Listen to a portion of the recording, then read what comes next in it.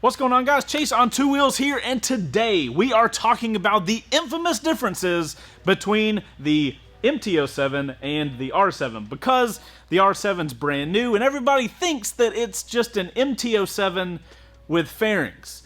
And while some of that is true, that is not the full truth. So we are going to dig into the differences today because it won't stop raining and this is the only video we can really do right now. Yay! True story. Anyway, let's get to the differences.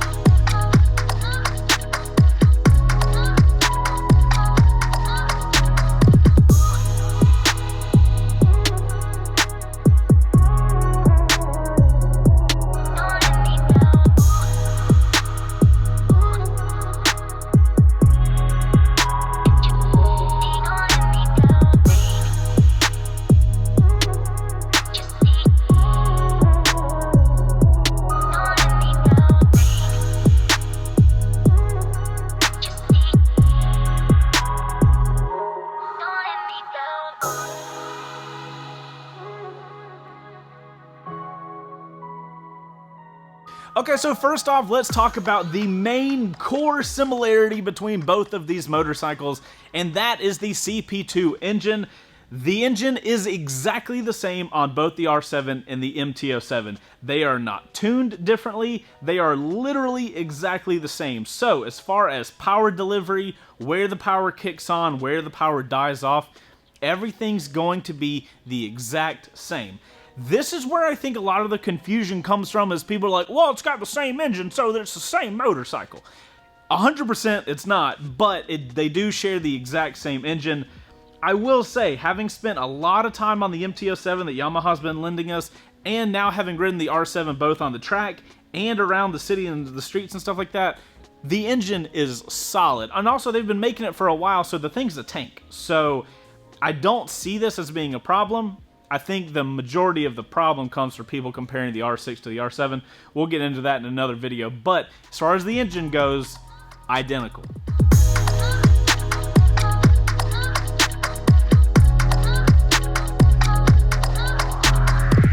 Alright guys, next up, let's talk about suspension, because as we all know, and as kind of visual by both motorcycles, the R7 is a much more aggressive, sporty motorcycle versus the MT07 being a more relaxed, hooligan-y style motorcycle. So suspension is a big deal between the way a person is going to be riding both of these motorcycles. So over on the MT07, you have a very standard front forks. They are non-adjustable and they're okay. They're not great, but they're okay. Now, if we move over to the R7, where you're going to be riding more sporty and stuff like that, you've got upside down front forks and they are adjustable. Now, the rear shock on both motorcycles is two-way adjustable and it's the same. So it's only the front that's going to be changing. I can go ahead and tell you guys, having ridden both of these motorcycles, this bike feels way better leaning it over than the MT07 does. So I'm not an expert on suspension, but I know what feels good. That feels better riding a little more aggressively. So suspension, you're going to get a much better set over on the R7 side.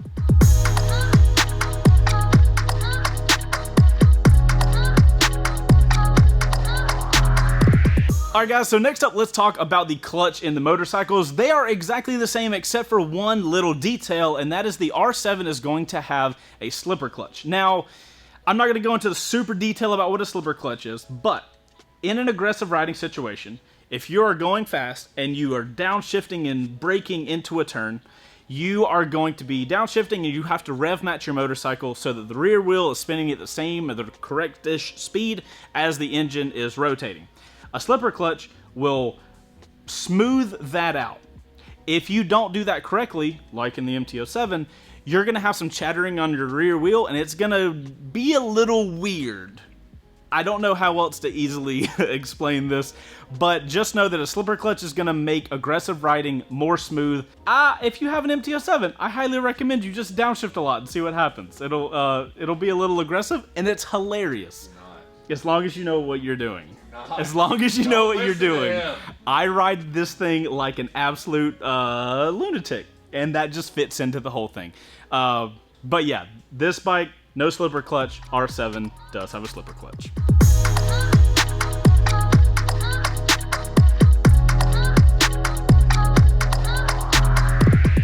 Alright, so moving along to the frame and subframe and swing arms. So the core building block of the motorcycles. So this is where we have a very interesting kind of like divergence between the two bikes. So as far as the actual frame, the actual subframe, and the actual swing arm, they are all the same. The only difference in the R7 is this little side piece. Now if we look at the MT07, it has a side piece as well. But on the MT07, you can literally pop that thing off. On the R7, it is actually an aluminum piece that is adding structural rigidity to the entire frame of the motorcycle. That is because Yamaha assumes that this person riding an R7 is going to be riding it in a more aggressive fashion, which is going to put more stress on the frame of the motorcycle. So that stress member allows the motorcycle to be more rigid through turns in stressful situations, whereas the MT07 does not have that. This is a huge deal if you are going to do something like take it on a really technical road, do a track day with it or something like that. That's where you're going to find this little stress member way more helpful. It's going to change the way the bike feels when under stress. I don't think a lot of people are really going to do that with an MT07, and when I say a lot of people, I mean the majority of the people buying an MT07 are probably not going to take it to the track. But if you did, you are going to feel a much more stable platform underneath you when you're going through turns and stuff like that with that stress member like the R7 has. So that is the only way the frame, subframe, and swing arm are different on both motorcycles.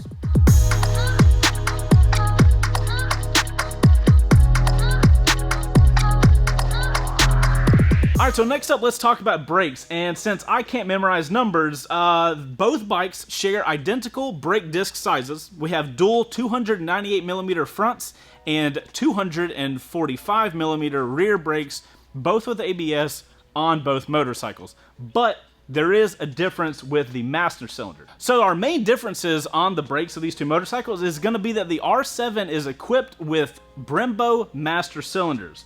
Obviously, we all know Brembo, high level in the braking department. What that's going to do on the R7 is give you a much more progressive brake feel, which, again, as you guys are probably noticing throughout this video, the R7 is being slightly pushed more for aggressive riding. That brake feel is going to make it a lot easier to come to a smooth stop on the R7 because ideally, you're going to be riding that thing a little harder than you would be the MT07, so you need better brakes. That's what you get over on the R7 side.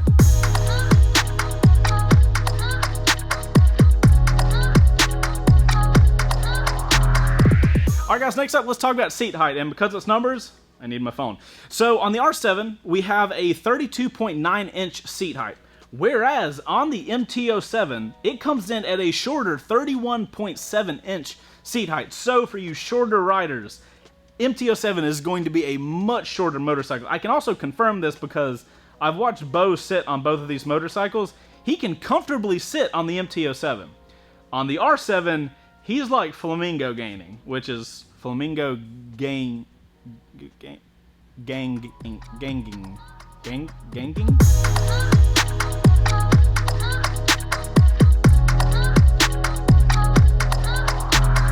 Alright guys, next up let's talk about wet weight, which is pretty interesting. The R7's wet weight is going to come in at 414 pounds, whereas the wet weight of the MT07 is going to come in at 406 pounds. Now, having ridden both of these motorcycles, I can tell you that that weight difference is indistinguishable. You are not going to be able to tell the difference of 8-ish pounds. The thing that's going to affect the way the bikes feel the most is the body position. We'll talk about the body position in a second, but weight-wise, the R7's heavier, but they're both essentially the same weight as far as how you're going to feel it while riding the motorcycle.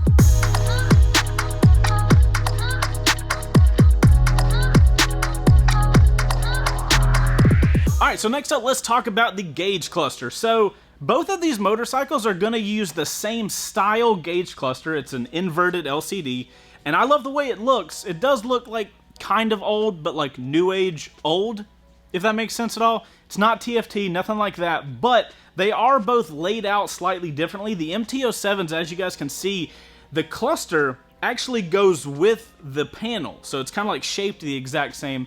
Whereas the R7's is kind of like inset, it's a square. Having ridden both of these motorcycles, I much prefer the MT07. It does have a bigger gauge. The R7's gauge kind of is tucked too far into the motorcycle, and it's also not really angled for the rider. It's like angled for the rider if they were like in a full tuck, and how often are you going to be in a full tuck on that motorcycle? So I prefer the gauge cluster in the MT07, but they are very similar in the way they look.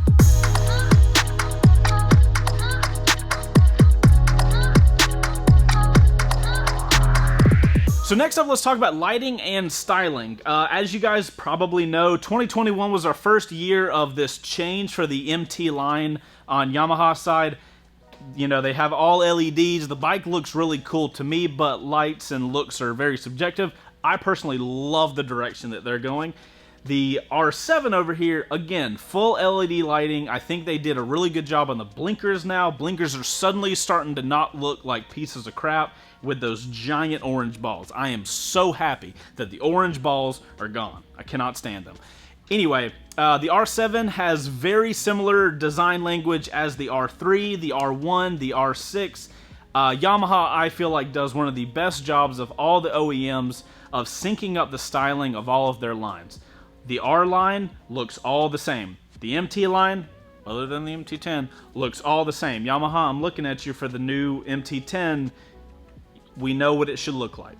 Please make it look like that. Thank you very much. That is it for my TED Talk. I think both bikes look really cool. If we're going to be honest, I think the R7 is one of the best looking motorcycles on the market right now. I'd put it in my top 3. In that top 3, there's probably a Panigale and there's something else, and I just don't know what that other one is. But I love the way the R7 looks.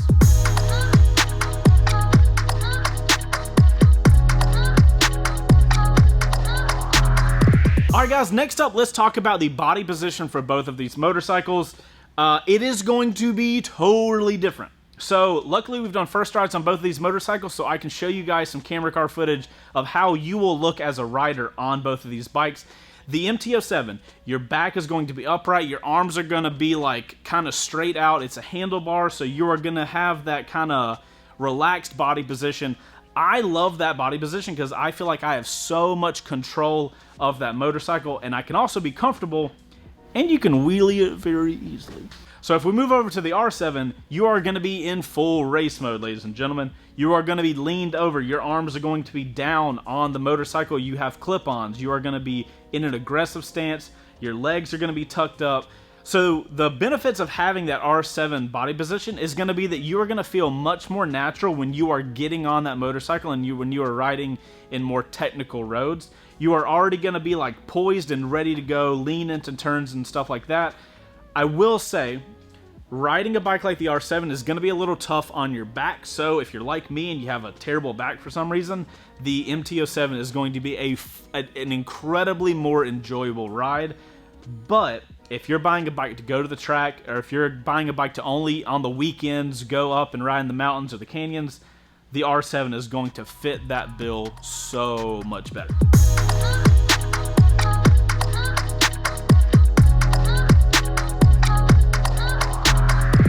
Alright guys, final thing, let's talk about the price because they don't cost the same. The MT07 is going to come in at $7,699, which is a phenomenal price for a brand new motorcycle, especially one that is that fun to ride.